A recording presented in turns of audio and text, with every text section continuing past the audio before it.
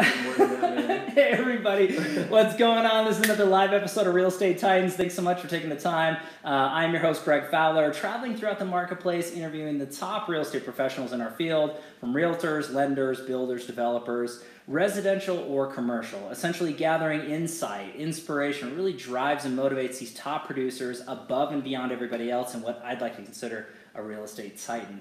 Our very special guest and featured titan for today, Greg Luczak. Greg, thanks so much for taking the time. Thanks, Greg, for having me. I appreciate it. Definitely, I've had a lot of my thought partners and good friends in the business, Chris Cowles, Camelia Corey, Aaron Robinson, Shannon Shingle, many more. So I'm excited to share with you some of my philosophies and ideas. Thanks so much. For sure, yeah, and you mentioned a lot of really great titans, so shout out to everybody out there as well. And you know, this is really exciting because when two Gregs collide, so everybody, only good things can happen. This is going to be a great episode. That's what I gotta say. We're a little biased, but so Greg, let's just jump into the series of questions for everybody to get to know you a little bit better. So tell everybody a little bit about yourself. Okay.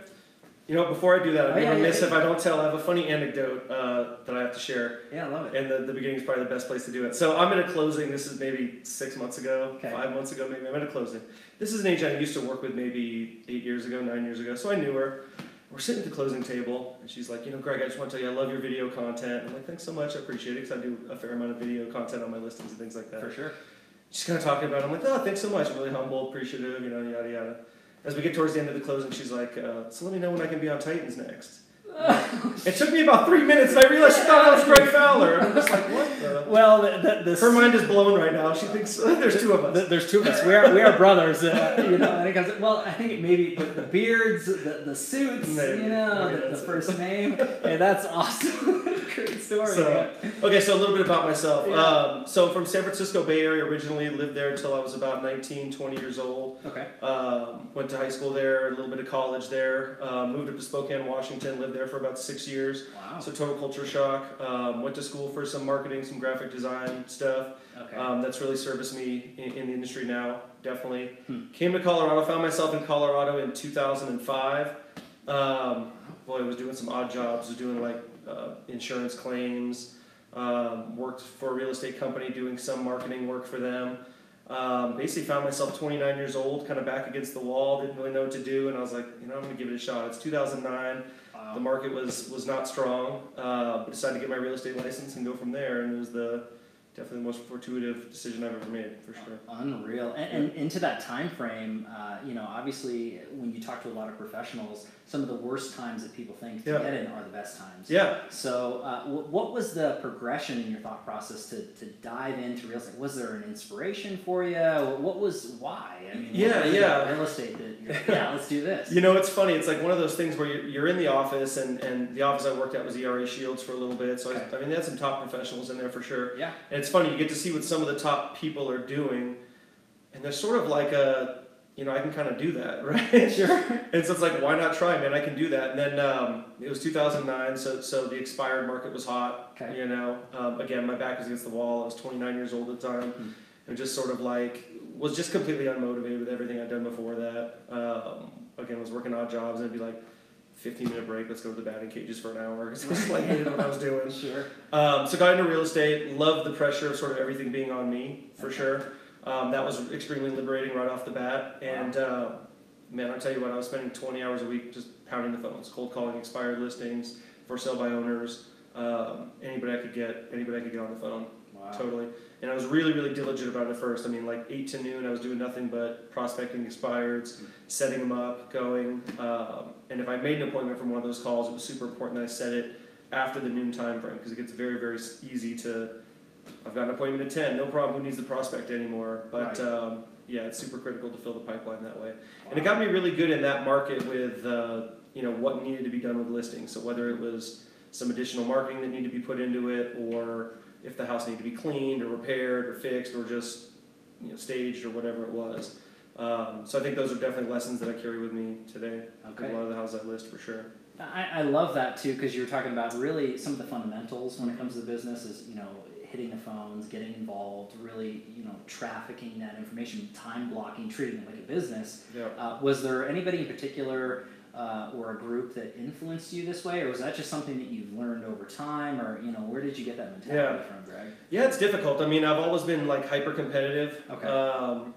So I knew I didn't want to fail at it, and once I sort of realized that it's all on me, again, I think that was a real liberating sort of factor in like, it's on me, I get to go after it. I don't have any excuses if I fail, right? Sure. But as far as mentorship, I really have never had a pure mentor in the business. I've been getting into trying to mentor some younger agents nowadays. Love it. I think it's important. I definitely had some agents that were very generous with their time, meeting me for lunch and things like that. I'd ask anybody who I respected out to lunch and see if I could buy them a meal and just pick their brain for an hour and a half. Love it. And I definitely had some agents that were definitely willing and generous with their time for sure. So thank you for them. Okay. No doubt about it. But it's just being tenacious, man. Getting after the phones, getting reps. So many new agents think you just kind of turn on your license and the phone starts ringing. Right. You got to go make it happen. Sure. You have to make it happen for sure. That's beautiful advice for everybody out there. And we haven't even gotten to the advisory portion. This is going to be good great. stuff already. This is good. So let's go into the next question, kind of get everybody a little deeper understanding you. So what's your why, Greg? What motivates you to do what you do to the level you do it at? What gets you out of bed in the morning? Yeah. So again, hyper competitive person. I've always had a real competitive personality.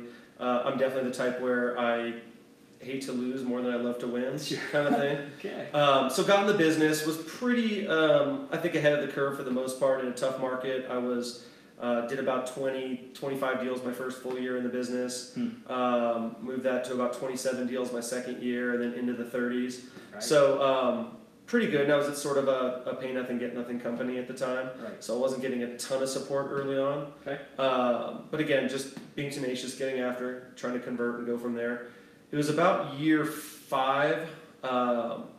Sold about 16 million that year. Love it. Did about 60 properties closed on, and that was about the time where I sort of realized that okay, this is what you're meant to do. This is it. And ever since then, I think my why kind of transitioned from until then not failing. Right. And I see a lot of agents now that kind of come in and they say they love it and they're ready to go. Like agents, I know there's a lot of young agents in the business. Honestly, it's okay to have that feeling of this could all go away tomorrow. Your first 2-3 years in the business, that's super normal. I firmly believe it takes about 5 years to get good in this business at all. Yep. But from about year 5 on, I did about 16 million. That was about the time that I sort of realized that this was my path and this is sort of what I was meant to do. And from then on, it was just trying to be the best me I can be, try to be the best realtor I can be, try to be the best business professional I can be. Had to undo a lot of bad habits, still trying to undo a lot of bad habits for me for sure, but just constantly trying to improve, constantly trying to strive. Definitely love what I do, and just that's what gets me up every day. That's what gets me going every morning, just trying to compete with the top people in the industry that I really, really respect for sure. And obviously you're in the ranks of that, Greg. I mean, Appreciate you that. being as a Titan, it is about really giving and caring and longevity, but also the impact that you have in the community. It's fantastic. Your reputation is impeccable. So everybody out there that knows that is watching, this is a true deal. I think that you had a lot of really great insight into that. So hopefully people took away. I mean, it took time. Yeah. It didn't happen overnight, Yeah. but you kept going. Whatever fuel that you needed to add to your fire, which was really not wanting to fail. Look, whatever that carrot is or whatever you need to do to continue to grow, stick on to that, but then constantly move forward, which you've done. So I think that's great advice for everybody out there. And it's like I was talking with a mentee of mine, Mason Buck, who's a good friend and great young realtor, yeah, right? It really is. And I was talking to him, and he's been doing it for a couple of years, and he's even ahead of the curve more than I am. And we were sort of talking about it, and I was telling him like it's okay to not feel like you've got it yet. And he mentioned to me that he's like, yeah, I mean, it could be all gone tomorrow. I said, that's totally normal to feel that way. I felt that way. I think you wouldn't be being realistic if you didn't feel that way, right? Sure. And so excited to see his transition, and for all the young realtors, I think it's important to see that transition yourself from where you are now to the next, year 5, year 6. And see that learning curve and that proficiency just continue to accelerate for sure. Love it. Great stuff. Okay, so let's go into, on the advisory portion, let's go into that question. So a lot of the fellow viewers that are watching this right now, they really want to know what the Titans are doing to grow their business, really expand what they're doing. So if you could look back at your career thus far and pick or choose 1 or 2 things that you might have added to take it from one level to the next, what does that look like for you? Yeah. So prospecting like crazy when you're starting out. I think when I'm looking at agents for my team, I think number 1, hunger is number one on the list. I need somebody who's hungry, just really ready to get after it. Yep. Willingness to learn, willingness to curve. I think the other thing, one of the things that I really did that accelerated my business is I was kind of year 3 in the business. I'd done some work myself and decided to move over to Coldwell Banker at the time, where I'm at now, and get in with their relocation department. And the thought process being is I signed sort of a company-friendly deal, did some relocation business that doesn't pay the best. I just need to get as many reps in the chair with listing appointments and competitive listing appointments as humanly possible. That's huge. So that sort of accelerated my business. I wasn't exactly quite getting paid for it, but I think for anybody who's kind of coming up in the business, you just need as many repetitions as humanly possible, as many sit-downs at listing appointments, as many objection overcoming exercises with clients, as many listings as you can get your hand on, as many buyers as you get around, because you're going to learn so much from all of that. And I think the first 5 years in the business, your learning curve is like every 6 months you're looking back and you're saying, I didn't know what I was doing 6 months ago. Wow. And then you start hitting year 5, year 6, and then maybe every year you're looking back and seeing how much you've grown and where you can tweak your game and where you can improve and things like that. But just do as much business as possible. I see a lot of new agents that are coming in that start getting really concerned with splits and what they're getting on right off the bat. And this is a business I think that's easy to monetize when you're good at it. Right. But it takes a lot of experience, a lot of reps to get good at it. Sure. For anybody, even the most talented agents coming into the business, for sure. So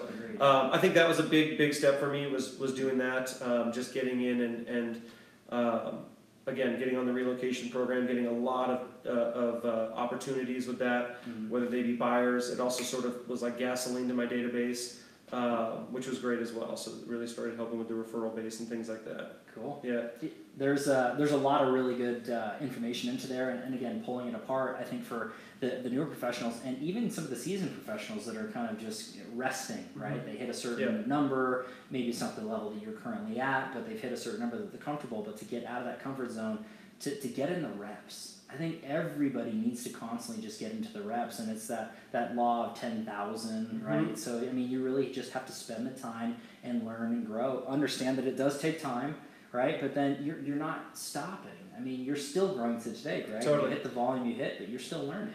Well, and like, as you mentioned, a lot of realtors that have been in the business a little bit, that have done some business, they started getting to the point where they get so much referral business, which is great. It is. But they start resting on that a little bit too, where they can kind of come in and because I was referred from a friend or because it was a past client, I don't really need to go in and give them my full listing presentation. I don't quite have to let them know exactly what we're doing. We can just kind of come in, price the house, take the listing, and go. Sure. I literally listed my mother's house recently, and I went in to meet with my mother, and I'm like, you're still going to get the full 90-minute sit down. We're going to go from here. Love it. Because I want her to know what we're doing. I want to set their expectations as far as marketing of the property, what I expect from them, from getting our stager in there, what it needs to look like, what it needs to feel like.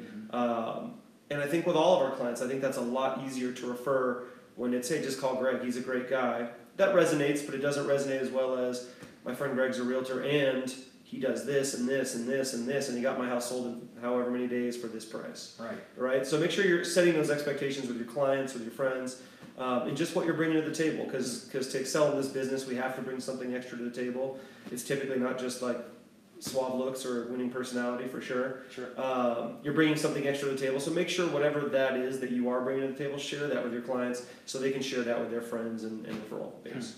I love that advice, and it sparks up a conversation that I had, I think it was 2 weeks ago, and it was a top producer here in our marketplace in the Springs, and she had been doing this for a long time. Great success, great reputation in the community, that sort of thing. But it was really interesting, the conversation, and it was talking about when she got in years ago, and I think she moved here to the Springs in the 70s. When it came down to it, she said, it's a different business. She said back in the day, it was more, people and engagement, not that that's gone away, but it wasn't really a business. It was, a social atmosphere, and hey, I can list your home, I can help you buy it. You have to be a top business professional in real estate. This is not just a hobby anymore. And those are through her words, which I thought was fantastic. And with so much technology too, it's so easy to see the difference, right? It's not just who you know, but it's so easy to access anybody in the city, right? So we always have to make sure we're putting ourselves, put what we bring to the table a little bit differently. And we talked about a little bit off air, but there's so many different ways to skin a cat in this business. There's so many different things that other people do well. I always call this business like a gumbo, right? There's no like set there's no set skill that goes into it, right? There's like a million different ingredients that go in to make for somebody successful in this business. Right. And so kind of the ingredients of everybody's gumbo looks and feels a little bit different. And there's no set, like, I can't just give you my playbook and all of a sudden you take over my business and alleviate me completely, right? So, putting yourself out there and making sure that with what we have with technology right now, it's so easy to see what everybody's doing and make sure you're putting your differentiating prospect out there for sure, your value. Yeah. So that's great advice for everybody out there. So hopefully everybody wrote that down. This is huge stuff. So Greg, let's go into... People have pens? Hopefully. It's on the iPad. That's what it is. Okay. It's a digital pen. It's a digital pen.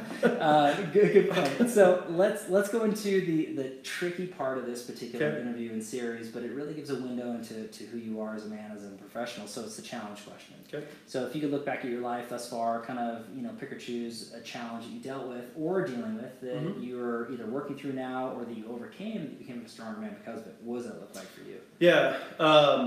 Number one, I think this business is so unique in that it's so self-motivated.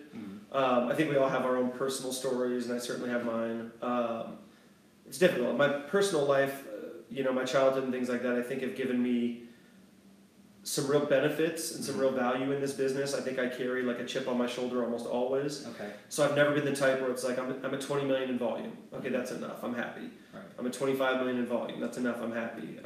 My team will close over 40 million this year, and we're like pushing going into next year. Just never satisfied, which is great in this business because it doesn't put like an artificial cap on myself. Of course, as usual, I think some of our biggest strengths always sort of double as our weaknesses in other aspects of our life. So I think that hurts me in other areas of my life, whether it be some of my personal relationships and things like that, for sure.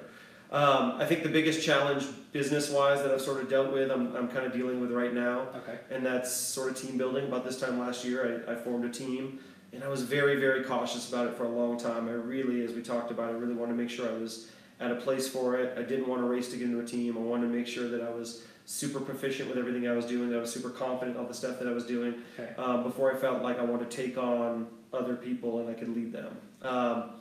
So this time last year, started a team, had it up to about 5 agents. We have 4 agents right now on the team, four admin staff as well.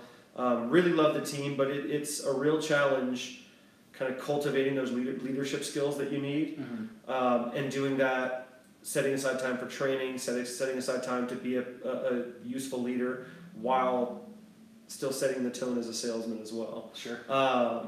So I think, selling what I want to sell as far as volume and balancing that with building a culture with the team is very difficult, and still something that I'm sort of struggling with a little bit, for sure. Okay. For sure. Yeah. And I've got great again, Camelia Corey is a friend of mine. We brainstorm all the time. She's really, really good with it. And so right now what I'm sort of doing to get past that is I'm trying to meet with Aaron Robinson as a team in my office. We meet all the time, brainstorm with some other thought partners and things like that. Love it. I'm doing a lot of research and on leadership. We talked about it. Some of the best, I think, insight you can get is people outside of the industry too. Agreed.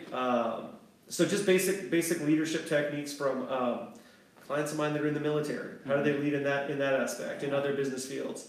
So that's really what my focus is in becoming the best leader I can be now, as well as the best salesman I can be. Okay, and that's a tough struggle and challenge to deal with. So, I mean, thanks for sharing that, and for everybody out there, I think it's given an insight into you as a businessman and what you're kind of dealing with right now to try to scale. There was a fellow Titan that was on the series, Jeff Johnson, and he had mentioned... he does it really well, by the way. He does the team thing really well. I think he really has a beautiful understanding of that. And one thing that I took away, so Jeff, if you're watching, hey Jeff, but what it came down to was really hiring and bringing on the right people and empire builders. Yep. And obviously that's what you're doing, and you're bringing the right people, the pieces of the puzzle. I think that's crucially important to scale, right? Because you can't do it all. And what you realize when you're going into forming a team, how much to scale, who to bring on, I think that's sort of difficult to project, right? You learn as you go a lot of it. I think when it was just me and some of my admin staff, it was very, very easy to be fluid, and I could shift left and right as I needed to, and that was very, very easy. When you have a team, it's like moving a tanker. It's much, much more difficult, right? And with every hire, you start learning a little bit more as far as what are the questions you need to be asking, what are the things that you need to look for, who's going to be a fit for the culture, how big do we want to be? Do we want to be 10 agents? Do we want to be 4 agents? Sure. Et cetera. So yeah, it's a challenge. It's definitely a challenge. It's something I think we'll continue to get good at. I'm hoping this doesn't take 5 years to get good at, but we'll go from there. No, it won't. I can see it scaling real quick, Greg. That's the truth. That's the truth right there. So let's go into the next question, which I think is really good. It's one of my favorite questions. Okay. It's the travel back in time. So Okay. if you could travel back in time and give young Greg a piece of advice or two, what would you say to your younger self? Yeah, kick myself in the butt a little bit for sure. Okay. No. Move to Colorado sooner. I don't know. I love it here. I love it here. Yeah.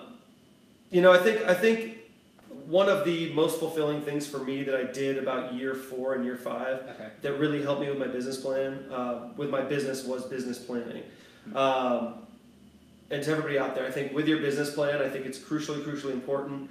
I've seen a lot of these sort of stock business plans that are how many units you want to sell, how many of them are buyers, how many are sellers, how many hours you need to plug in and go from there, which is great. But one of the things I think I did that was so transformative in my business that I wish I would have done a little bit earlier, and even before I got into business with life, was really personalizing my business plan as much as possible. When you want to get to bed, when you want to wake up, how much money you want to be in your checking account at the end of the year, your business savings account, your retirement accounts, any investments you want to make at the end of the year. Anything like that, I think it's crucially important that you get out there ahead of time, keep in front of you, revisit that at least monthly, and really get out and look at. I think that was a really important piece of my career growth for sure. And again, I think if that was something I would have looked at and targeted at a younger age, just kind of planning my year out, mapping my year out, I think that would have been hugely important for sure. Okay. For sure. Another thing that I do now that I think is super fulfilling for me personally is I'm on the board at the Colorado Springs Conservatory, which is the music school for kids K through 12 here in the Springs downtown. Awesome group, awesome organization. They do a lot of wonderful things. It's so fulfilling for me personally. I definitely wish I would have got involved in some of the community stuff and with this group, especially earlier in my career a little bit, definitely. What got you involved with that group in the first place? Yeah. You know, it was funny. I was up for one of these 40 under 40 things. Okay, yeah. And so they're calling me and they're interviewing me, and this was like a year and a half ago. Okay. And they're like, well, okay, what do you do business-wise? Cool, that's impressive, whatever. What's this? Okay, that's great. And then they got to the portion where they said, well, what do you do for the community? And I'm like, yeah, I don't know. Coldwell Banker has a Toys for Tots drive. I don't know, you know, right, sell houses. Sure. And so it really got me thinking, and that was one of the things I put on my business plan going into this year, 2018, was becoming more community involved, getting involved with more community influencers, getting in front of people, things like that more often. Called up a friend of mine, Linda Weiss, who's the CEO of the conservatory. It sort of just sat her down for lunch, and we were talking about what I can kind of do to help them. And I know she knew a lot of places in town that I could maybe help out with. She was real influential in the city. And then about 3 months later, you know, she invited me to be on the board. I applied to get on, and now I'm on this really prestigious board with some amazing business people in town. Some awesome thought sharing, and overall the kids are it's great. It's a fantastic organization for sure. So. And again, to go back to the business plan, I think it's amazing how quick it happens. I put on my business plan going into 2018, and then March of 2018, I'm on this like unbelievable, prestigious, esteemed board, and it's just so fulfilling. So, but I think you mentioned up a really good point. You know, first of all, is planning that out and really reverse engineering what you need to do. Here's the goal. Here are the steps I need to take, and then taking the action to implement it. I think that's a takeaway for so many people. Right off the bat is just you scheduling out your time. I think that's crucially important for any successful professional, no matter what business you're in, is looking at your time. And, you know, people say time management, time blocking. It's personal management. We all have the same amount of time. It's really just making sure that we're doing the right things at the right time with the right people that really matter and impact. So I think that takeaway, if you're not structured, if you're just kind of flying by the seat of your pants, and you really want to take it up, you gotta block it out. You gotta figure out what your priorities are and reverse engineer those. So that's great advice. And it's so easy to let your year just go by. Yeah, right? Sure. Oh my gosh, it's January. What happened? It's June. Yeah. And I didn't tackle any of this stuff, right? So really set those goals. Set a snapshot of what you like your life to do. I know Shannon Schinkel is a thought partner of mine. She's big on dream boards. I don't do a lot of the dream boards, but I use my business plan as basically a written dream board. Okay. So however you digest it, put it out there, hold yourself accountable to that, Right. and check in constantly with yourself. No doubt about it. That's good. And then as far as the community, I love that you're involved with that, and I think that more and more professionals really need to focus on that. And I get it. There's a time and a place in our life where we feel like we have the ability to do so and give back. But the more of that, it's not just the monetary portion that you're looking at. It's you're doing the right thing, and that's a big portion of the Titans. It isn't just production. It isn't just overall commissions or whatever, volume. It's really what you guys are doing as real estate professionals to get out there to everybody know that, you know, you're not all created equal, and you do care, and there are things that inspire you and move forward. It's not just about real estate. So I'm glad that you fit that. And it's so fulfilling. It's so fulfilling, really, when you get into it. It's so fulfilling. We owe this city a lot. The city gives us a lot for sure. You know, we sell real estate. We're very, very blessed to sell real estate in an amazing city that's grown at a great time for a lot of us for sure. And is an easy sell for us. You know, we get people coming in from out of town. You get the mountains, you get the awesome weather, the sunshine every day. It makes it for an easy sell for sure. So to give back feels great. The organization feels great. It gives you so much beyond any kind of financial gain or anything like that for sure. It's fantastic. Well, cool. Thanks, Greg. So, but let's go into the advisory portion of this and the kind of the feeding of the mind. So a lot of the viewers out there, you know, you got to do it, man. You really do. You know, a lot of the Titans are just constantly growing and educating and, you know, kind of putting the pieces of the puzzle together. So if you could, you're listening to influencers of social media, what are you feeding your mind? And again, great point on feeding your mind. Every year for our business planning, not only do I look at what I want next year to look like, but what am I changing in my game, right? What tweaks am I doing? What am I mixing? My listing presentation I'll redo every year, adjust anything I need to add to my buyer presentation, to anything like that you're changing. Make sure you're keeping that fresh. It's so easy to let that get stale, and all of a sudden you're using a listing presentation from 2009 in 2019, right? I have a friend who did that. I'm not going to call him out. Update your listing presentation. You got to fix that, whoever you are. You know, I think there's a couple kinds. I think there's the Gary V pump you up, get ready to go kind of thing. I know a lot of people like him, and he's definitely gets your juices flowing a little bit for sure. It's important to me that I spend at least 30 minutes to an hour a day reading about the real estate market and other markets and sort of just the industry as a whole. Inman is great for that. They have a lot of different content, whether it be stuff on house preparation, the real estate market as a whole throughout the country, anything like that. Inman's a really great resource for that. Grant Cardone is fantastic for some very simple tips that are very digestible on wealth building within your own personal finances.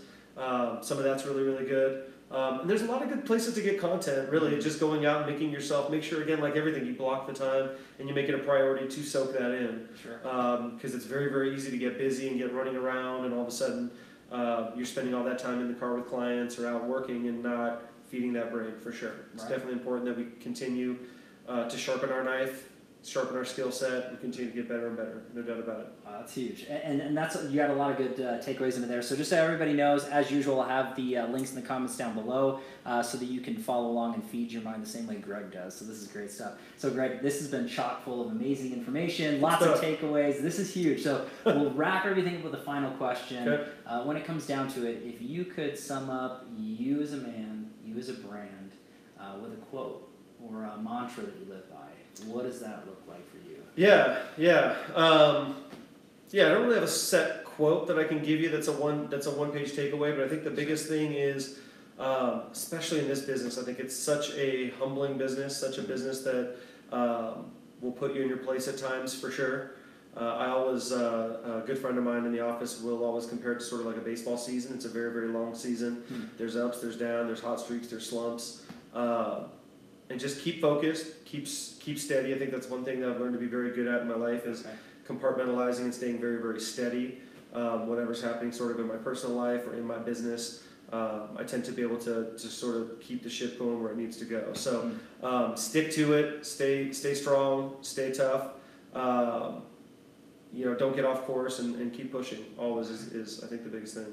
I love it, Greg. That's Definitely. huge for everybody, man. And again, thank you so much for taking the time. You are an Thanks official for coming to real my estate- casa. Yeah, Appreciate no, it. this is great. And I wish you guys could see the view out there. It's beautiful. We just needed to do it for the lighting and everything. But you're an official real estate titan, my friend. I'm super excited about this. On Fowler's show. He's there. He's there. the other Greg. The other Greg. So whoever said that, that was really funny. But thanks so much for your time and attention, your love and support. As always, live every Tuesday and Friday afternoon, a different Titan, a different location. We'll catch you guys in the next live episode of Real Estate Titans. Take care.